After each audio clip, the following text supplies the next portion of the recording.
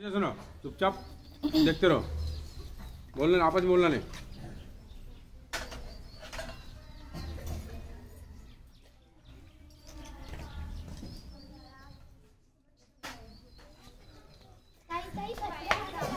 वहिनी वहिनी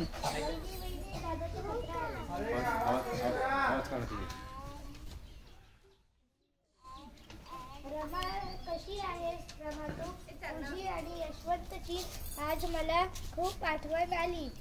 तुमच्या आठवणीनं मन खूपच हळवं झालं आहे. मागील काही दिवसातील माझी भाषण खूपच गाजली. परिषदेने सर्वोत्कृष्ट भाषण खूपच गाजली. भाषणे प्रभावी वक्तृत्वाच्या सर्वोत्कृष्ट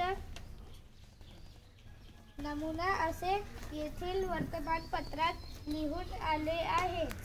या पहिल्या गोलमेज परिषदेतील थोडा आवाज मोठा कर बेटा. मी विचार करीत होतो आणि आपल्या देशातील सर्व पीडितांचे संसार माझ्या डोळ्यापुढे उभे राहिले.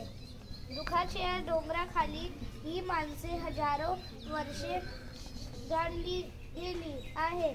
या गाडलेपणाला पर्याय नाही, हीच त्यांची समजूत आहे.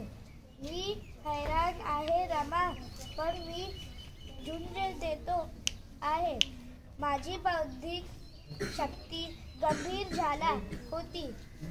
जणू माईने मन हळवे झाले आहे, खूपच व्याकुळ झाले आहे. आज तुझी आठवण आलं, यशवंतांची आठवण आली. मला बोटीवर पोहोचवायला आली होती.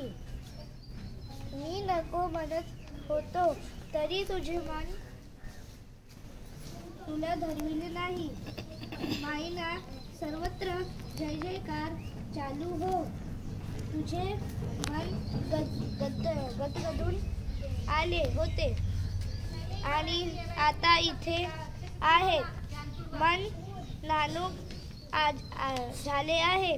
जीवात कालव कसा आहे? माझी आठवण काढतो का तो?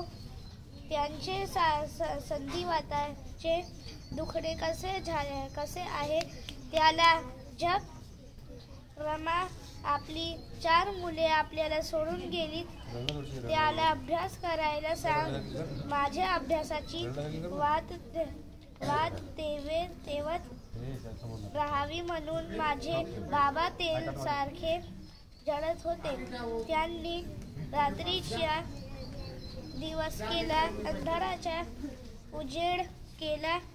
माझ्या बाबांच्या कष्टाचे चीज झाले.